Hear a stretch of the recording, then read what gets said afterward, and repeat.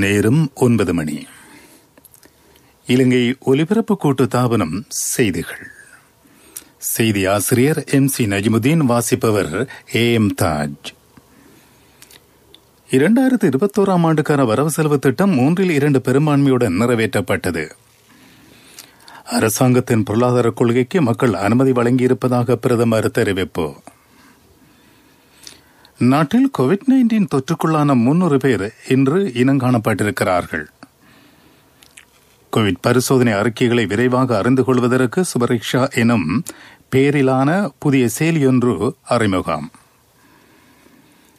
Pfizer மற்றும் BioNTech நிறுவனங்கள் இணைந்து தயாரித்துள்ள கோவிட் தடுப்பு மருந்தினை தமது நாட்டு மக்களுக்கு பெற்றுக் கொடுப்பதற்கு கனடா தீர்மானம். அடுத்த வருடத்துக்கான வரவு செலவு திட்ட பிரேரணையின் 3ஆம் வாசிப்பு மீதான வாக்களிப்பு 3/2 பெரும்பான்மை வாக்குடன் நிறைவேற்றப்பட்டுள்ளது. இந்த பிரேரணைக்கு ஆதரவாக 151 பேரும் எதிராக 54 பேரும் வாக்களித்துள்ளதாக சபாநாயகர் மஹிந்த அபேவர்தன பாராளுமன்றத்தில் அறிவித்தார்.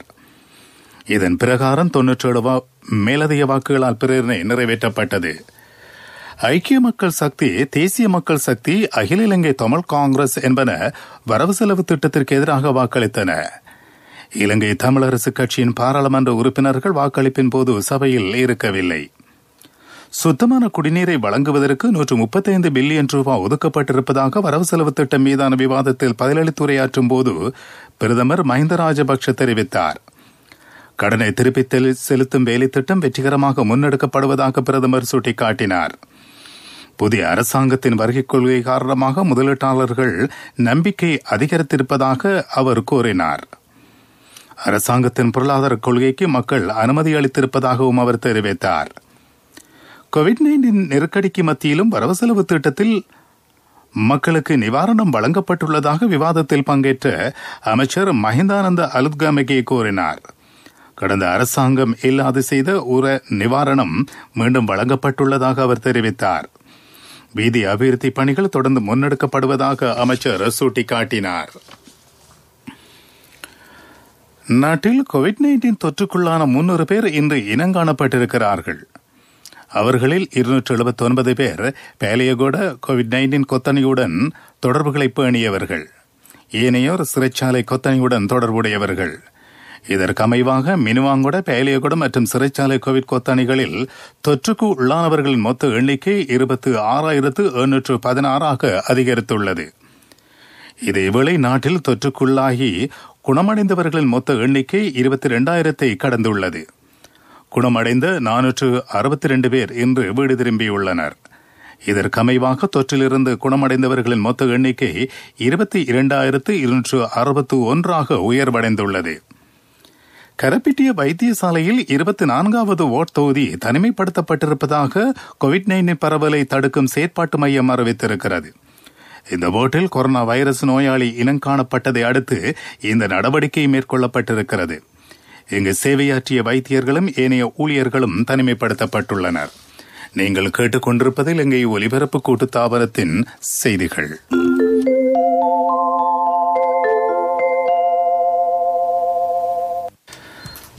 சிறை கைதிகள் விடயத்தில் மனிதாபிமான ரீதியில் கவனம் செலுத்தி குறைபாடுகளை தீர்ப்பதற்கு விரைவாக நடவடிக்கைகளை மேற்கொள்ளுமாறு ஜனாதிபதி கோட்டாபய ராஜபக்ஷ அதிகாரிகளுக்கு ஆலோசனை வழங்கியிருக்கிறார். போதைப் பொருளுக்கு அடிமையானதால் 12,000க்கும் மேற்பட்டவர்கள் சிறையில் இருக்கிறார்கள். அவர்கள் விடயத்தில் கவனம் செலுத்தி புனர்வாழ்வு அளிக்கும் வேலை திட்டத்தை தயாரிக்கும் அவசியத்தை ஜனாதிபதி சுட்டிக்காட்டியிருக்கிறார்.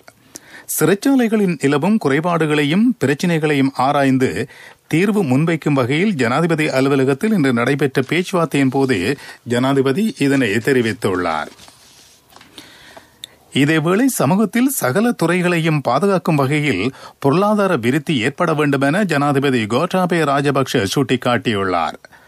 பொருளாதாரத்தின் சகல துறைகளிலும் சமாந்தரமான விருத்தியை ஏற்படுத்துவது நோக்கம் என அவர் கூறினார். தொழில் முயற்சியாளர்களுடன் ஜனாதிபதி காரியாலயத்தில் இன்று நடைபெற்ற பேச்சுவார்த்தையில் அவர் இதனை குறிப்பிட்டுள்ளார். அண்மையில் வெளியான தரம் 5 புலமை பரிசில் பரீட்சை பெறுபவர்களின் பிரகாரம் அடுத்த வருடம் 6ஆம் ஆண்டுக்கு புதிய பாடசாலைகளை வழங்கும் வேலை திட்டம் ஆன்லைன் முறையில் முன்னெடுப்பதற்கு கல்வி அமைச்சு தீர்மானித்துள்ளது. இதன் அங்குரார்ப்பண நிகழ்வு கல்வி அமைச்சர் பேராசிரியர் GL பீரிஸ் தலைமையில் அமைச்சில் இன்று நடைபெற்றது. புதிய பாடசாலைகளை பெறுவதற்காக விண்ணப்பிப்பவர்களின் தரவுகள் இணையத்தில் சேர்க்கும் பணி அதிபர்மார்களால் முன்னெடுக்கப்படுகிறது. தமிழ் மற்றும் சிங்கள மொழிகளில் இன்று முதல் எதிர்வரும் 24ஆம் தேதி வரை இந்த பணி முன்னெடுக்கப்படும். இஸ்லாமியர்களின் சமய நம்பிக்கையை அவமதிக்கும் வகையில் கருத்து தெரிவித்ததாக குற்றச்சாட்டு முன்வைக்கப்பட்டிருக்கும் பொதுபல சேனா அமைப்பின் செயலாளர் கலகொட அத்தே ஞானசர தேரருக்கு எதிராக சட்டமா அதிபர் தாக்கல் செய்திருக்கும் வழக்கு பிப்ரவரி மாதம் 11ஆம் தேதி விசாரணைக்கு எடுத்துக் கொள்ளப்பட உள்ளதாக கொழும்பு மேல் நீதிமன்றம் அறிவித்துள்ளது. இந்த வழக்கு கடந்த மாதம் 24ஆம் தேதி விசாரணைக்கு எடுத்துக் கொள்ளப்பட இருந்தது. எனினும் COVID-19 எச்சரிக்கை காரணமாக குறித்த தினத்தில் நீதிமன்ற நடவடிக்கைகள் இடம்பெறவில்லை. வேலை திட்டத்துடன் மீண்டும் கிராமத்துக்கு நிகழ்ச்சி திட்டத்தின் கீழ் கிராமிய மட்ட விளையாட்டு மைதானங்களை புனரமைத்து இளைஞர் யுவதிகளின் விளையாட்டு தேவைகளை பூர்த்தி செய்து கொடுப்பதன் மூலம் கிராம மட்ட விளையாட்டுத் துறையை விருத்தி செய்ய முடியும் என பொருளாதார மறுசீரமைப்பு மற்றும் வறுமை ஒழிப்புக்கான ஜனாதிபதி செயலணியின் தலைவர் பெசில் ராஜபக்ஷ தெரிவித்துள்ளார்.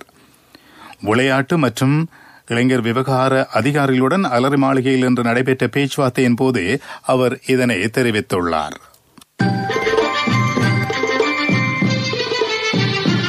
பிரதான செய்தி வழங்குவோர் ஒவ்வொரு வீட்டிலும் இருக்க வேண்டிய வீட்டு வைத்தியர் சித்தாலேப.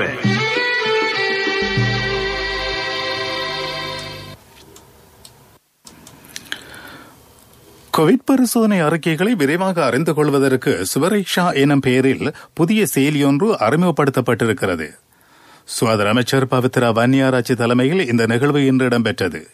இதற்கு அமைவாக இன்று முதல் குறித்த செயலி மூலம் பரிசோதனை அறிக்கையினை விரைவாக பெற்றுக்கொள்ள முடியும். இந்த வழிமுறையின் கீழ் மாதிரிகளை பெறும்போது குறித்த நபர்களின் தகவல்களும் செயலியில் உள்ளடக்கப்படும்.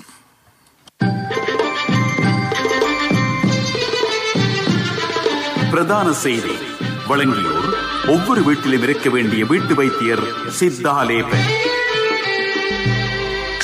உங்கள் கவனத்திற்கு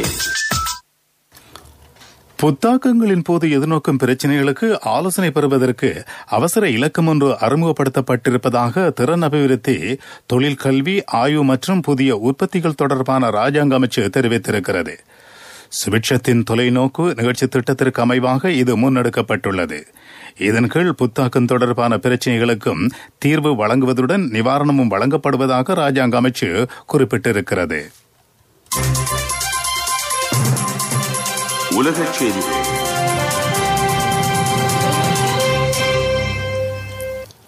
ஃபைசர் மற்றும் BioNTech நிறுவனங்கள் இணைந்து தயாரித்துள்ள கோவிட் தடுப்பு மருந்தினை தமது நாட்டு மக்களுக்கு பெற்றுக் கொடுப்பதற்கு கனடா முன் வந்திருக்கிறது. அடுத்த வாரம் முதியோருக்கும் சுகாதார பிரிவினருக்கும் இந்த தடுப்பு மருந்து வழங்கப்பட உள்ளதாக கனடா அரசாங்கம் அறிவித்துள்ளது. குறித்த கோவிட் தடுப்பு மருந்தை மக்களுக்கு பெற்றுக் கொடுப்பதற்கு அனுமதி அளித்த 3வது நாடாக கனடா பதிவாகியிருக்கிறது. இதற்கு முன்னர் பிரித்தானியா, பஹ்ரைன் போன்ற நாடுகள் அனுமதி அளித்திருந்தன. இதேவேளை தடுப்பு மருந்து தேசியவாதம் முழு வேகம் பெற்றுள்ளதென ஐநா செயலாளர் நாயகம் அந்தோனியோ குத்தரஸ் தெரிவித்துள்ளார். செல்வந்த நாடுகளை சேர்ந்தவர்கள் தமக்கு தடுப்பூசி எப்போது கிடைக்கும் என எதிர்பார்த்துக் கொண்டிருக்கிறார்கள். இதன் காரணமாக வறிய நாடுகளை சேர்ந்தவர்களுக்கான தடுப்பு மருந்து ஏற்றுவதற்கான அவகாசம் தாமதிக்கலாம் என அவர் குறிப்பிட்டுள்ளார். அபிவிருத்தி செய்திகள். மக்கள் தோட்ட அபிவிருத்தி சபையின் சேவையாற்றும் காணி உறுதி இல்லாத சகல தொழிலாளர்களுக்கும் 3 மாத காலப்பகுதியில் சட்டப்பூர்வமாக காணி வழங்குமாறு விவசாய அமைச்சர் மஹிந்தானந்த அலுத்கமகே அதிகாரிகளுக்கு ஆலோசனை வழங்கியிருக்கிறார். மக்கள் தோட்ட அபிவிருத்தி சபையின் நிர்வாகத்தினருக்கும் அமைச்சருக்கும் இடையிலான பேச்சுவார்த்தை இன்று விவசாய அமைச்சில் இடம்பெற்றது. சகல சேவையாளர்களுக்கும் 7 பேஜ் காணி வழங்குமாறு அமைச்சர் இதன்போது அதிகாரிகளுக்கு ஆலோசனை வழங்கினார். இதேவேளை சபையின் கீழ் சேவையாற்றும் சகலருக்குமான ஊழியர் சேவலாப நிதியை அடுத்த வருடம் முடிவதற்கு முன்னர் செலுத்தப்பட வேண்டும் என அமைச்சர் நிர்வாகத்திடம் கேட்டுக் கொண்டார். விளையாட்டுச் செய்திகள். LPL 2020 கிரிக்கெட் போட்டித் தொடரின் உத்தியோகபூர்வ ஒலிபரப்பாளர் இலங்கை ஒலிபரப்பு கூட்டு தாபனம். லங்கா பிரீமியர் லீக் சுற்றுத்தொடரின் 18வது போட்டியில் கொழும்பு கிங்ஸ் அணி 6 ஓட்டங்களால் வெற்றியீட்டியுள்ளது. இந்த போட்டியில் கொழும்பு கிங்ஸ் ஜெஃப்னா ஸ்டாலியன்ஸ் அணிகள் மோதின. முதலில் துடுப்படுத்த ஆடிய கொழும்பு கிங்ஸ் அணி 20 ஓவர்கள் நிறைவில் 4 விக்கெட் இழப்புக்கு 173 ஓட்டங்களை பெற்றது. 174 ஓட்டங்கள் என்ற வெற்றி இலக்கை நோக்கி பதிலுக்கு துடுப்படுத்த ஆடிய ஜெஃப்னா ஸ்டாலியன்ஸ் அணி 6 விக்கெட்டுகளை இழந்து 167 ஓட்டங்களை மாத்திரமே பெற்று தோல்வியை தழுவிக்கொண்டது. இதேவேளை தொடர் மற்றும் ஒரு போட்டி தற்போது நடைபெற்றுக் கொண்டிருக்கிறது. இந்த போட்டியில் காலே கிளாடியன்ஸ், கண்டி, டஸ்கர் ஆகிய அணிகள் மோதுகின்றன. கண்டி டஸ்கர் அணி துடுப்படுத்து ஆடிக்கொண்டிருக்கிறது. வர்த்தக செய்தி. நாட்டில் சிறு வர்த்தக நடவடிக்கைகளை கட்டியெழுப்பவும் பெண்களை பொருளாதார ரீதியில் வலுப்படுத்துவதற்கும் அமெரிக்கா 3.6 பில்லியன் ரூபாய் பெறுமதியான வேலை திட்டங்களை நடைமுறைப்படுத்த முன்வந்திருக்கிறது. அமெரிக்காவின் அபிவிருத்தி நிறுவனம் இதற்கான நிதியினை வழங்கவுள்ளது. இதனூடாக நாட்டில் தனியார் துறைகளை அபிவிருத்தி செய்யும் வேலை திட்டம், சுற்றுலா, தொழில்நுட்பம், வர்த்தக, கைத்தொழில் போன்ற துறைகளுக்கும் நிதியுதவி வழங்கப்பட உள்ளது. பொருளாதார செய்திகள் அனுசரணை. இப்போதான் சந்தோஷமா பள்ளிக்கூடம் போறாள். எல்லாம் நீங்கள் சைக்கிள் வாங்கி கொடுத்ததால. LOLC கிரெடிட் கார்டு இருந்ததால நினைச்ச உடனே வாங்கி கொடுக்க கூடியதா இருந்துச்சு. LOLC ஃபைனான்ஸ் கடன் அட்டை உங்களை மேலும் உயர்த்திட. வறுமையில் பீடிக்கப்பட்டிருக்கும் மட்டக்களப்பு மாவட்ட மக்களை அதிலிருந்து மீட்டெடுப்பதற்கு சமுர்த்தி முகாமையாளர்கள் அர்ப்பணிப்புடன் செயலாற்ற வேண்டும் என மாவட்ட செயலாளர் கானா கருணாகரன் தெரிவித்திருக்கிறார். சமுர்த்தி திட்டம் வறுமை ஒழிப்புக்கு அறிமுகப்படுத்தப்பட்ட வேலை திட்டம் என அவர் சுட்டிக்காட்டினார். இதனை பயன்படுத்தி மக்களை பொருளாதார ரீதியில் வலுப்படுத்துவதற்கான வேலை திட்டங்களை நடைமுறைப்படுத்த வேண்டும் எனவும் மாவட்ட செயலாளர் குறிப்பிட்டார். மட்டக்களப்பு மாவட்ட சமுர்த்தி முகாமையாளர்களுடன் இன்று இடம்பெற்ற பேச்சுவார்த்தையின் போதே அவர் இதனை தெரிவித்துள்ளார். என் கணவன் எனக்கு தந்த மோதிரம் தான் என் வாழ்க்கை. LOLCக்கும் உங்களோட தங்கம் உயிரை போன்றது. உங்களோட தங்கம் எங்கள்கிட்ட இருக்கிற வரைக்கும் உங்களுக்கு ஆயுள் காப்புறுதி தருவது நாங்க மட்டும்தான். நேரத்துக்கு தவணை செலுத்த முடியாம போனா உங்களோட தங்கத்தை உங்களுக்கு திருப்பி தருவதுதான் எங்கட நோக்கம். உங்களோட தவணையை நேரத்துக்கு செலுத்த முடியாம போனா அதுக்கு தீர்வும் நாங்க தருவோம். நான் எதிர்பார்த்த தொகையை விட அதிகம் கிடைச்சதும் இல்லாம வேலையும் சுலபமா முடிஞ்சு எனக்கு மதிப்புமிக்க பரிசும் கிடைச்சது. LOLCயிடம் இருந்த பெரும் சேவை தங்கத்துக்கு நிகரானது. LOLC ஃபைனான்ஸ் ரன்சவிரண்ய சேவை. தங்கம் காலநிலை அறிக்கை. வடக்கு கிழக்கு வடமத்திய மாகாணங்களில் மழை பெய்யக்கூடும் என வளிமண்டல திணைக்களம் எதிர்ப்பு கூறியுள்ளது. சபரகம, மத்திய உவா மேல் மாகாணங்களிலும் காலி மாத்திரை ஆகிய மாவட்டங்களிலும் இரவு வேளையில் மழை அல்லது இடியுடன் கூடிய மழை பெய்யலாம். இடியுடன் மழை பெய்யும் போது பலத்த காற்று வீசக்கூடும் என திணைக்களம் தெரிவித்துள்ளது. மீண்டும் தலைப்புச் செய்திகள். 2021 ஆண்டுக்கான வரவு செலவு திட்டம் 3/2 பெரும்பான்மையுடன் நிறைவேற்றப்பட்டுள்ளது. அரசாங்கத்தின் பொருளாதார கொள்கைக்கு மக்கள் அனுமதி வழங்கியிருப்பதாக பிரதமர் தெரிவிப்பு. நாட்டில் கோவிட்-19 தொற்றுக்குள்ளான 300 பேர் இன்று இனங்காணப்பட்டுள்ளனர். கோவிட் பரிசோதனை அறிக்கைகளை விரைவாக அறிந்து கொள்வதற்கு ஸ்வரக்ஷா எனும் பெயரில் புதிய செயலியொன்று அறிமுகம். ஃபைசர் மற்றும் பயோஎன்டெக் நிறுவனங்கள் இணைந்து தயாரித்துள்ள கோவிட் தடுப்பு மருந்தினை தமது நாட்டு மக்களுக்கு பெற்றுக் கொடுப்பதற்கு கனடா தீர்மானம். இத்துடன் செய்திகள் முடிவடைந்தன.